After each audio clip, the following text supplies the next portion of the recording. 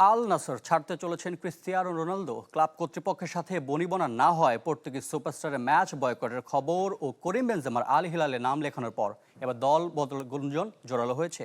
Portuguese গণমাধ্যমের খবর, pro লিগের দল বদলে আল হিলালকে দেয়া সৌদি সরকারের পাবলিক ইনভেস্টমেন্ট ফান্ডের বিশেষ সুবিধায় নারাজ CR7।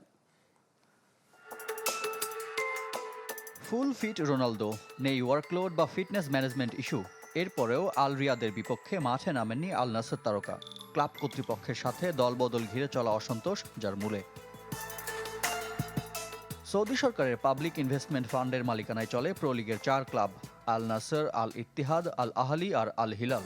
দলবদলের বাজারে বাকিদের বেলায় হাই প্রোফাইল ফুটবলার নিলেও রোনালদোর আল নাসর পাচ্ছে না তাদের পছন্দের ফুটবলার।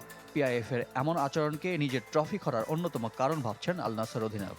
ইলেকট্রা রেফ্রিজারেটর, খাবার তাজা তো জীবন তাজা। ইলেকট্রা, ফ্রিজের রাজা। CR7 এর অসন্তোষের খবরকে জোরালো করেছে তার সাবেক সতীর্থ বেনজেমার দলবদল। আল ইত্তিহাদ ছেড়ে আল হিলালে পাড়ি জমিয়েছেন ফরাসি তারকা। ক্রিস্টিয়ানো রোনালদোর বর্ণিল ক্যারিয়ারে একমাত্র আক্ষেপের নাম আল নাসর। ইউরোপের শীর্ষ সব ক্লাবের সাথে শিরোপার দেখা পেলেও এখনও নাসরের হয়ে ছুঁয়ে দেখা হয়নি লিগ সেরার মুকুট। সৌদি প্রো লিগে খেলেও 40 পেরোনো রোনালদো বিশ্বের সবচেয়ে বেশি বেতনধারী ফুটবলার। লিগের শেষ 2 আসরের সর্বোচ্চ গোলদাতাও তিনি। যেখানে যান প্রো লিগের গুণগান তার কণ্ঠে। হয়েছেন সৌদি আরবে 2034 ফুটবল বিশ্বকাপের শুভেচ্ছা দূত। ক্লাবের সাথে মনোমালিন্যে প্রো লিগ ছাড়লে কোথায় হবে তার সম্ভাব্য গন্তব্য?